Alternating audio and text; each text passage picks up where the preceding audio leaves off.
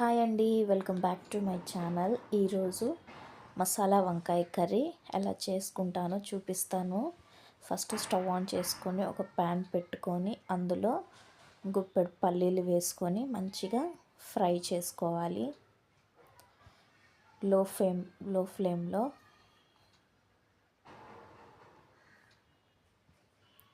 ఇవి మంచిగా ఫ్రై అయిన తర్వాత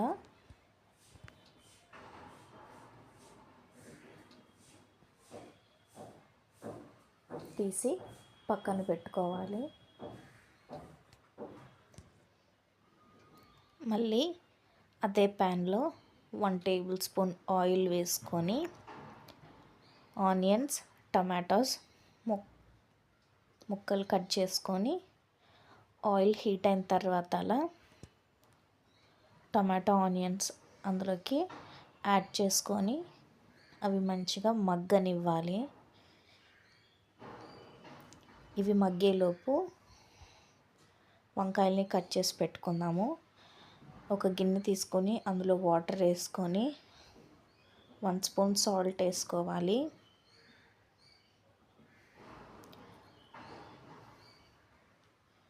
తర్వాత నేను చూపించిన విధంగా వంకాయల్ని ఇలా 4 పీసెస్గా కట్ చేసుకొని వాటర్లో వేసుకోవాలి.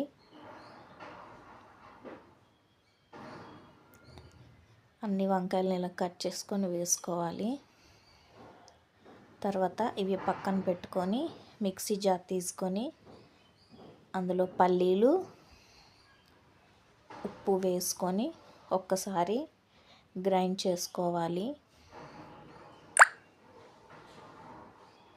ఇవి మంచిగా గ్రైండ్ అయిన తర్వాత అలా ఆనియన్స్, టమాటాలు మగ్గించుకున్నాం కదా అవి వేసుకొని తర్వాత అలా కొంచెం కొత్తిమీర,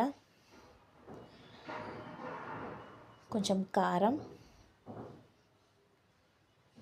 పసుపు వేసుకొని ఫైన్గా పేస్ట్ చేసుకోవాలి. తర్వాత చింతపండు పులుసును నానబెట్టుకున్నాను నేను. అది కొంచెం చింతపండు గుజ్జును తీసుకోవాలి. తీసుకున్న తర్వాత నేను చూపించిన విధంగా వంకాయల్లో లోపల స్టఫింగ్కి ఈ పేస్ట్ని స్టఫ్ చేసుకోవాలి. అన్ని వంకాయలకి ఇలా స్టఫింగ్ చేసుకున్న తర్వాత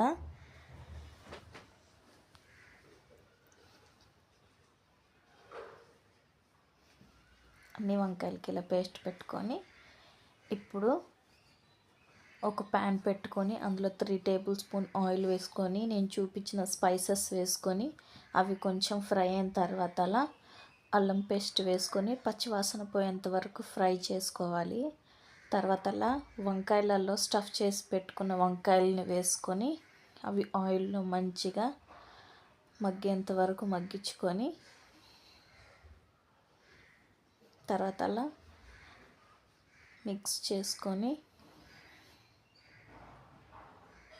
ఇప్పుడు మిగతా పేస్ట్ ఉంటుంది కదా ఆ పేస్ట్ కూడా మొత్తం అందులో వేసుకోవాలి.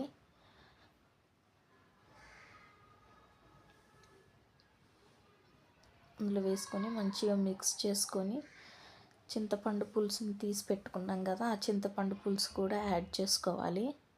చింతపండు పులుసు వేయడం వల్ల కర్రీ టేస్ట్ చాలా బాగుంటుంది. ఇలా మిక్స్ చేసుకొని మూత పెట్టించుకొని ఒక 2 మినిట్స్ ఉడికించుకోవాలి.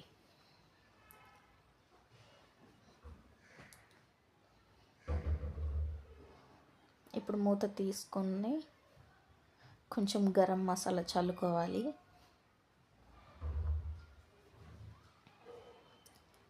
ఈ కర్రీ చాలా బాగుంటుందండి. వైట్ రైస్లోకి, పలావ్లోకి అన్నిట్లోకి చాలా బాగుంటుంది. పెద్ద ప్రాసెస్ ఏం కాదు,